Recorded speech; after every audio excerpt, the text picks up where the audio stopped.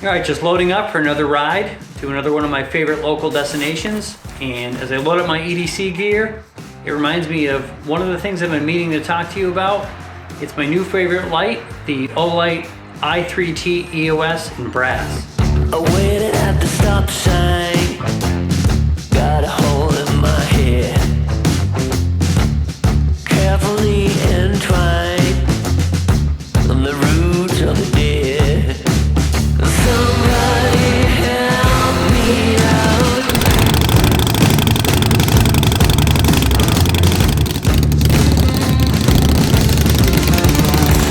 For 7 years I waited.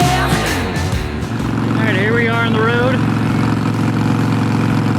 Just taking a quick ride out to a local scenic view here, reservoir.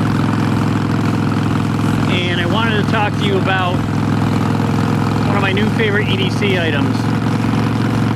You know, EDC is a funny thing. It's you know, to really burn through your wallet as you try to figure out what works for you. You know, which is pretty ironic when you think about it. You know, I'm also a firm believer that you should use the right tool for the job, no matter what that's for. And EDC is no different.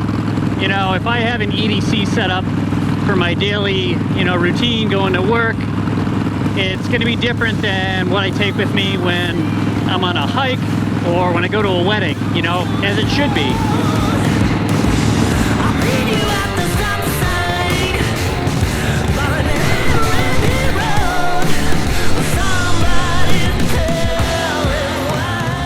Now the Olight i3t EOS. You guys already know how much I love this light. I did a comparison video, which I can link above, about the light already. The thing really is a powerhouse for what it is, and for like 20 bucks, you can't beat it. IPX8 rated, 3.5 inches long, a little bit over a 1/2 inch diameter, 180 max lumen output with a 5 lumen mode as well. Tail switch operated for both continuous and intermittent operation. It has a double helix knurling, which gives great grip, and it looks great too. And it operates on one AAA battery, traditional alkaline as well as nickel metal something. I'm gonna post that on the screen. Now, it isn't rechargeable, but it's what allows them to put a tail switch on there. And I found that to be pretty handy. Now, it isn't advertised as a tactical light, and it's not super bright, but if used in conjunction with another system like a firearm, it's the preferred method. All right, now just for a quick light test, there's 2 modes, both with continuous and intermittent function. The low mode is just 5 lumens, and honestly, this doesn't really do it justice. This is great light for close-up tasks. If you're at camp somewhere, great for that. If you have to clip it to your hat and you're working on something, you're gonna be able to see everything you want to. On high, 180 lumens. Like I said, I can pick out my black dog in the middle of the night from across the yard. Plenty of light, and you get 21 minutes of runtime on that. So for a single AAA battery, you can't beat it. So why would I buy the whole thing all over again if I like the first one so much? Well, this one comes in brass. And the way I'm using this light is my everyday flashlight. Honestly, I want something with a little bit of character, and this is gonna give me exactly that. In conjunction with my Civivi Elementum, which I'm gonna be fully customizing, or my Benchmade bug out with the brass spacers, I think it really completes the system. I will be making a video on those knives and my modifications coming up soon. You know, it's a theme that I'm going for on my regular everyday carry is patina, and this thing is going to patina nicely. It's gonna get beat up, and it's gonna look better with age as opposed to looking worse. You know, this thing feels great in hand. It's heavy.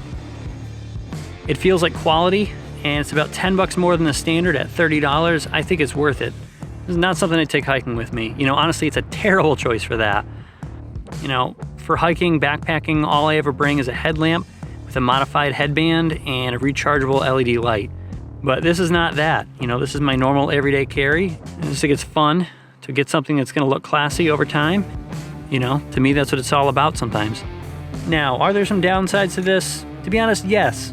The main thing that I can think of is that it's not rechargeable. It's a single AAA battery, a runtime on high of about 21 minutes, I think they say, and on low for 16 hours. And you know, low actually is pretty good and 16 hours is pretty good, but if you have the thing on high, 20 minutes is gonna go by pretty quickly. So there's that. And also, like I said, it's heavy. Aside from that, you know, this is perfect for illuminating, you know, like a backyard. The max beam distance is somewhere around 200 feet. And it's perfect for me. I've got a black dog, and at night, if she's trying to dig out there and get away with something, this can pick her right up. If you're trying to search a football field, on the other hand, you know, it's gonna run out of beam. But you know, for a daily EDC light, who really cares? I really like how thin this is, and it gets pretty much lost in my pocket. You know, the clip on this, it's a double-ended clip, so you can use it on a hat brim, or you can have it tip up or tip down carry. And you know, this brass clip has a lot of strength to it. I haven't had the thing budge once on me. Even if this gets hooked on something, it stays in my pocket, no problem. So I hope this video helped you out if you were considering the i3t EOS in brass. If you haven't already, please hit the like button and consider hitting subscribe if you want to follow along. So I'll be continuing my ride now before the sun goes down. As always, be safe and be well. I'll see you on the next one.